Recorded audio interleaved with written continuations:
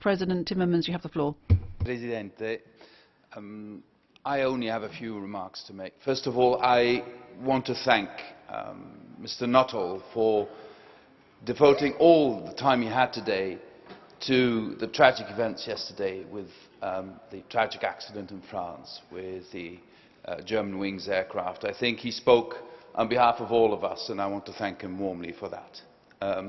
Secondly, Mr. President, many of the members of the European Parliament have addressed the issue of the energy union today, and I just want to start by saying there's a common thread between three of the main projects of this Commission: the Juncker Plan, investment, the energy union and the digital single market. All three of them have as goals to create growth and jobs in Europe, and not to do it in a traditional way, because I believe that if Europe thinks it can win in this enormous global competition on the basis of competition on wages or competition on production costs, Europe will lose. Europe can only win if it wins on innovation, if it wins on sustainability, if it wins on making an early transition into sustainable energy resources and sustainable social relations as well.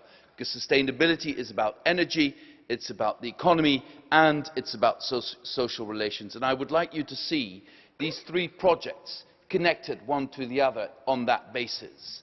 I would like to underscore what has been said by many of your members, that obviously the energy union is meant to protect us against blackmail from outside energy sources and producers. Obviously it has a geopolitical importance, but apart from that it also has the huge advantage of helping us in the transition which is inevitable to less dependency on fossil fuels and to a greater use of the huge potential of renewable energy, which does not only contribute to a better environment, but which is also a driving force in innovation and creating a new form of jobs and a new form of productivity and a new form of economy for the European continent.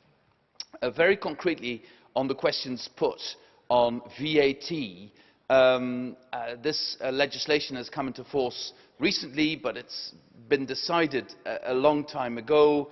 The Commission is carefully evaluating it in a very pragmatic way, and obviously the Commission will never want this legislation to have adverse effects on small entrepreneurs who very often are at the cutting edge of creating new employment and creating new forms of business. So we will very carefully evaluate the effects, and if the effects are not the effects intended by the legislation, or simply not foreseen by the legislation at the time it was drafted, because the economy has developed, especially in the digital areas, has developed far more quickly than we could have envisaged at the time 7 years ago. If there are adverse effects, certainly the Commission will take that into account. The two speakers on behalf of the ECR can be assured that this is certainly taken on board, and we started that before Prime Minister Cameron raised the issue with us, but we will certainly feel encouraged by the fact that he did. Thank you very much, Mr. President. Grazie, onorevole Presidente Timmermans. Thank you very much, Vice President Timmermans. And now I recognise